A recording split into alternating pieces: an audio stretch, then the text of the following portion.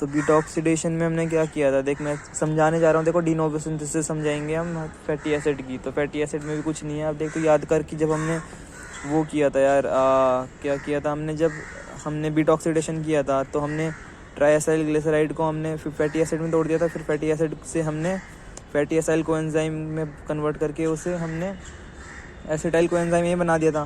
तो यानी कि एसिटाइल कोएंजाइम ए अगर हमें एनर्जी दे रहा है, तो अब इसी का अगर मैं बैकवर्ड रिएक्शन चला दूं तो उसमें क्या होगा कि हमारा एसिटाइल कोएंजाइम ए ही है जो हमारा, उसी से तो वापस मतलब पीछे ट्राइएसाइल ग्लिसरॉल बनेगा ना। तो अब हमारे पास सबस्ट्रेट देख क्या क्या होंगे। सबस्ट्रेट हमारे पास एसिटाइल कोएंजाइम ए होगा, मेलोनाइन कोएंजाइम ए होगा और एंजाइम कॉम्प्लेक्स होगा, जो कि हमारा ज़रूरत होगा डी नोवो सिंथेसिस में। तो इसमें होता क्या है कि अब जो एसिटाइल कोएंजाइम ए अगर हम उसमें CO2 ऐड कर दे तो हमारे पास मेलोनाइन कोएंजाइम ए आ जाता है।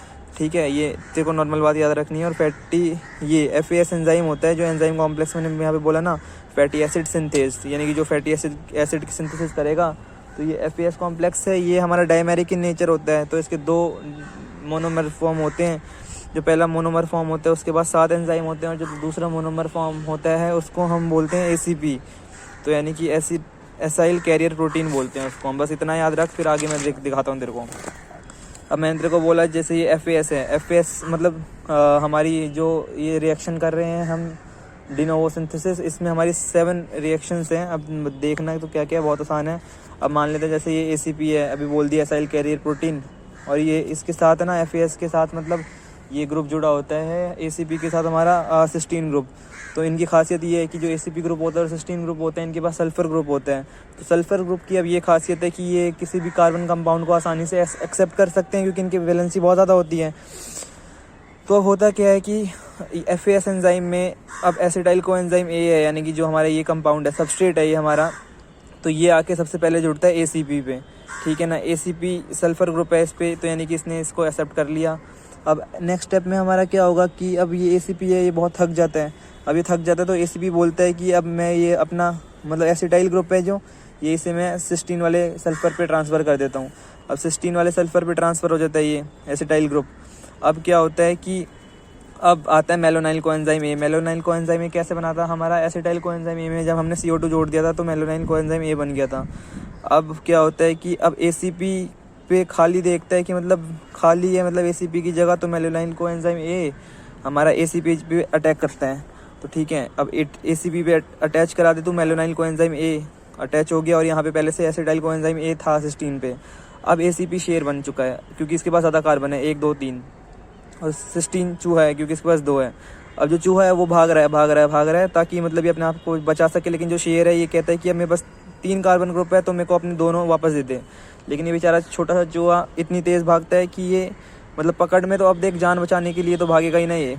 तो 2 कार्बन तो नहीं जाते इसमें मतलब जंग में 1 कार्बन चले जाता है बेचारे का, और 1 कार्बन ये ACP ले लेता है इसका। तो यानी कि सिस्टीन वापस नॉर्मल हो गया, और ACP के पास अब कितने कार्बन हो गए, 4। ठीक है, अब देख तेरे को पता है कि जो हमारा फैटी एसिड होता है उसमें कीटोन ग्रुप नहीं होता, लेकिन यहाँ पे तो कीटोन ग्रुप है। अब इस कीटोन ग्रुप को हमें हटाना है। अब इस कीटोन ग्रुप को हटाने के लिए हम क्या कर सकते हैं, इस कीटोन ग्रुप को हटाने के लिए हम इसकी रिडक्शन करेंगे यानी कि हाइड्रोजन जोड़ेंगे। अब NADPH है, देख अब NADPH कहाँ पढ़ा था तूने, HMP शंट में। HMP शंट में जो ये NADPH प्रोड्यूस हो रहा है ना, it is helpful in the synthesis of fatty acid. तो यहाँ पे प्रूव हो जाता है यहाँ पे ये बात भी। तो रिडक्शन होगी, NADPH अपना हाइड्रोजन देगा तो यहाँ पे हाइड्रोजन आ जाएगा। अब ये यहाँ पे हाइड्रोक्साइल ग्रुप आ गया। अब तेरे को पता है OH ग्रुप भी मतलब बीच में तो नहीं होता ना, टर्मिनल तो होता है फैटी एसिड में, लेकिन बीच में अब हाइड्रोक्साइल ग्रुप है, इसे भी हमें हटाना है। अब क्या करेंगे हम, इसकी हम करा देंगे अब ये डिहाइड्रेशन करा देंगे इसकी। अब हम ये हाइड्रेशन मैंने यहाँ पे गलत लिख दिया है, तो यहाँ से H2O निकलेगा। ठीक है ना, H2O निकला तो अब वापस यहाँ से क्या हो गया, डिहाइड्रेशन ही कराई है ना यार हमने इसकी। हाँ बस फिर यहाँ पे डबल बॉन्ड आ गया, ये अनसेचुरेटेड हो गया। आप तेरे को पता है कि मतलब जो पहला फैटी एसिड होता है वो कभी भी अनसेचुरेटेड नहीं होता। अब हमें इसे सेचुरेटेड बनाना है। सेचुरेटेड बनाने के लिए फिर से हमने NADPH को मतलब बोला कि फिर से रिएक्ट कर, रिडक्शन होगी, फिर से हाइड्रोजन आएगा, हाइड्रोजन आके यहाँ पे लग जाएगा, CH2 ग्रुप आ जाएगा। अब देखिए तेरे को थोड़ा R C double bond OH last में लगता है, तो ये थोड़ा तेरे को ग्रुप लगने लगा फैटी एसिड की तरह। तो ये हमारा 7 स्टेप रिएक्शन हो गया। तो ये साइकिल बार बार रिपीट होगी, और बार रिपीट होने के बाद हमारे पास जो हमारा फैटी एसिड है मेन, वो आ जाएगा, बस ख़त्म।